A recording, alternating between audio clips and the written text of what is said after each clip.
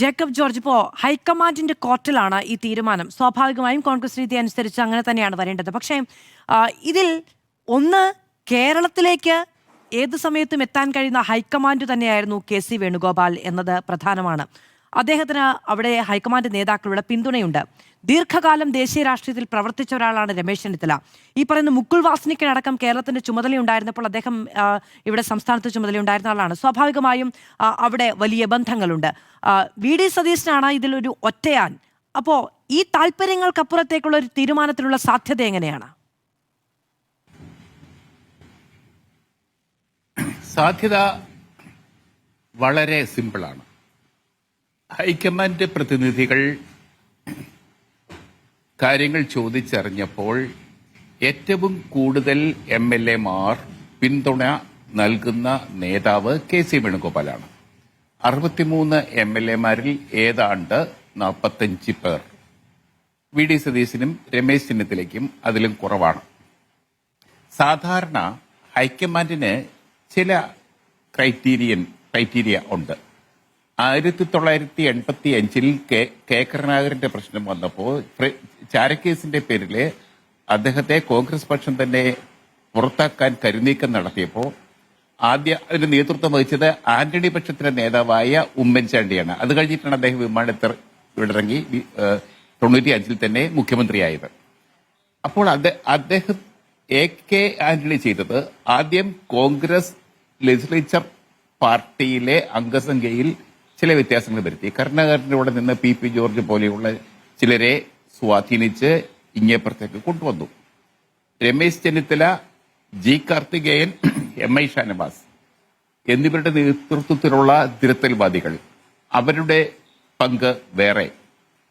അതിലൊക്കെ അപ്പുറത്ത് ഘടകകക്ഷികളെ മെരുക്കി മുസ്ലിം league, Kerala Congress Mani group, TM-ജേക്കബിന്റെ നേതൃത്വത്തിലുള്ള കേരള കോൺഗ്രസ് ഉൾപ്പെടെയുള്ളവരെ സ്വാധീനിച്ച് മുന്നണിയിലെ സമനില തെറ്റിച്ചു.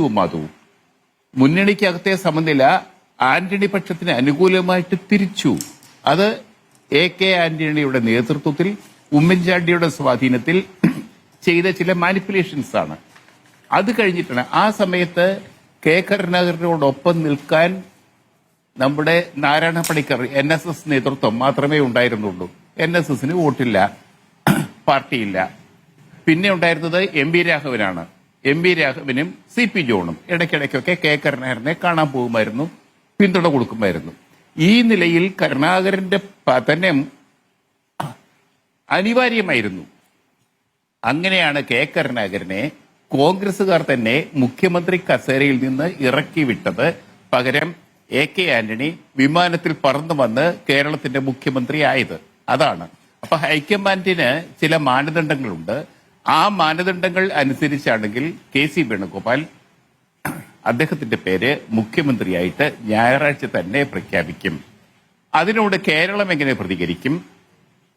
വോട്ട് ചെയ്ത കോൺഗ്രസ് വോട്ടർമാർ, സാധാരണക്കാരായ വോട്ടർമാർ, വോട്ട് ചെയ്ത CPM-കാർ, കോൺഗ്രസിന് ഭരണം മധുവിനറിയാമല്ലോ, സ്വർണ്ണ തളികയിൽ വെച്ച് കൊടുക്കുകയായിരുന്നു കോൺഗ്രസിന്.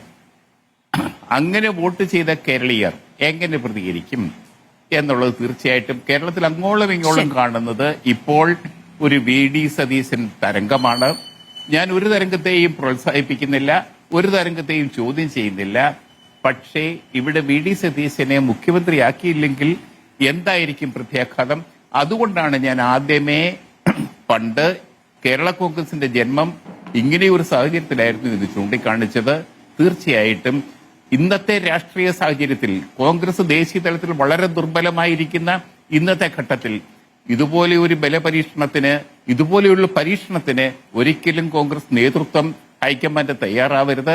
ഹൈക്കമാൻഡ് എല്ലാവരെയും വിളിച്ചുകൂട്ടി ഒരു സമവായം ഉണ്ടാക്കി വേണം ആര് മുഖ്യമന്ത്രി എന്ന് തീരുമാനിക്കാൻ എന്ന് മാത്രമേ എനിക്ക് പറയാനുള്ളൂ.